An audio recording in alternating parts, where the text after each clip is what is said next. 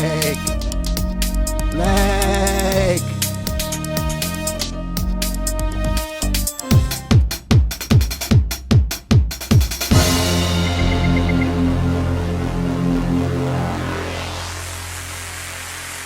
I'm literally saying that to you as an Episcopalian. The Samaritans of our time. Good job. Thank you.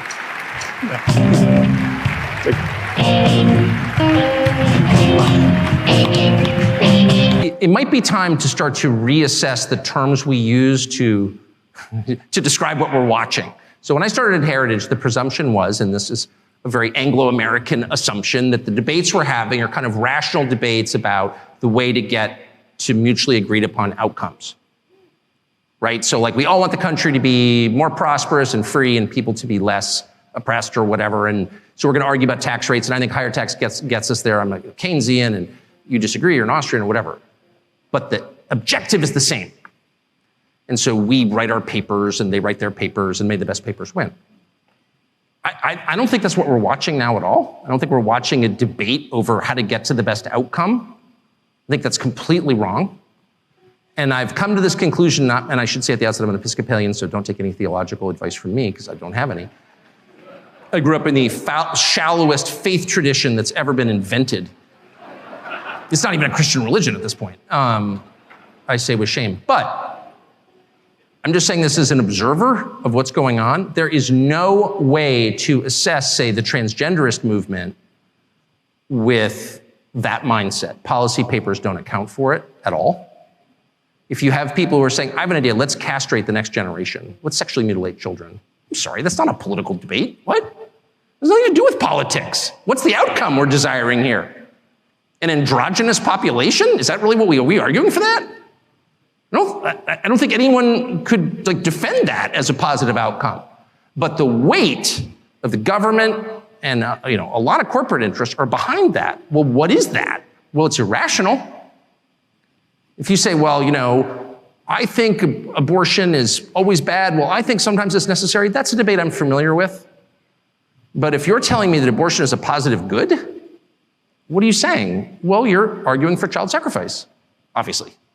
It's not about a teen girl gets pregnant and what do we do about that? And victims of rape. I get it.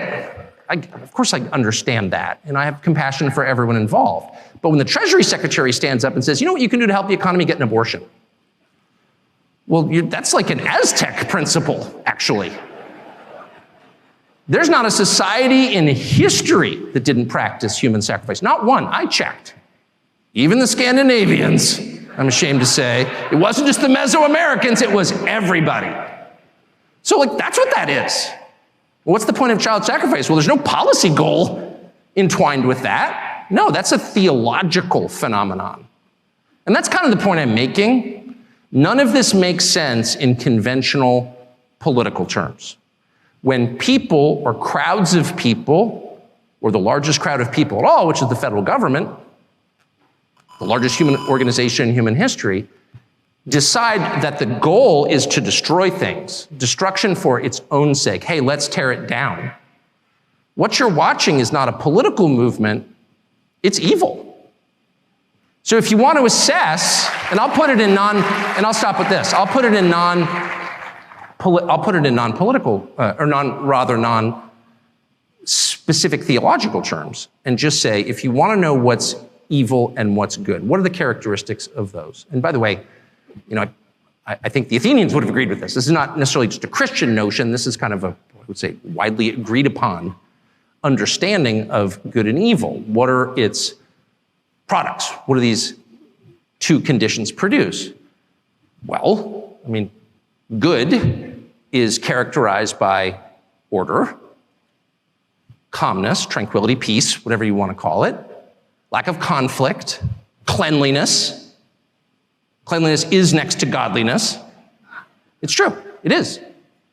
And evil is characterized by their opposites: violence, hate, disorder, division, disorganization, and filth.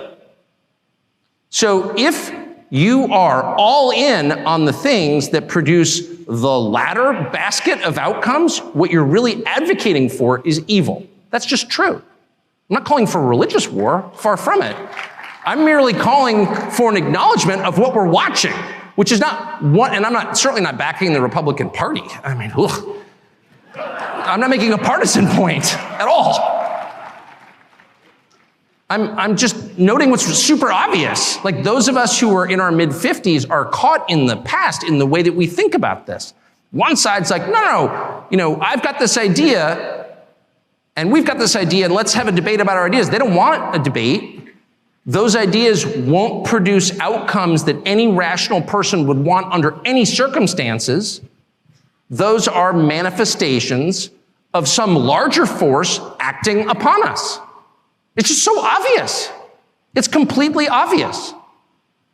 And I think two things. One, we should say that and stop engaging in these totally fraudulent debates where we are using the terms that we used in 1991 when I started at Heritage, as if maybe, I could just win the debate if I marshaled more facts. I've tried that, doesn't work.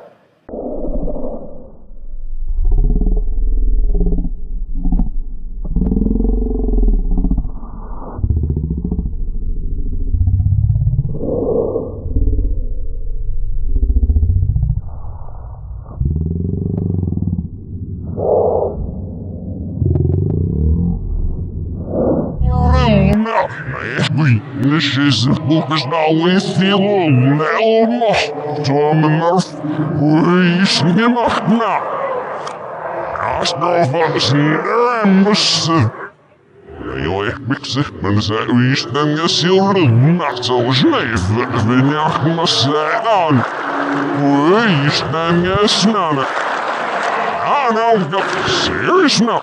And two, maybe we should all take just like 10 minutes a day to say a prayer about it.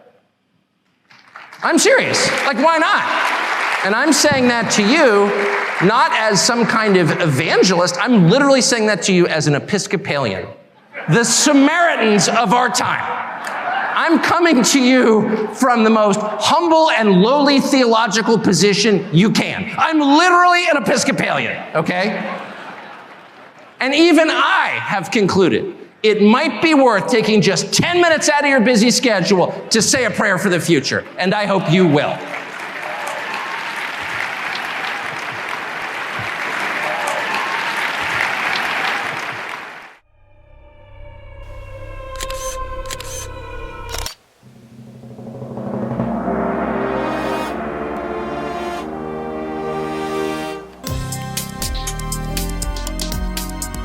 You like? Subscribe!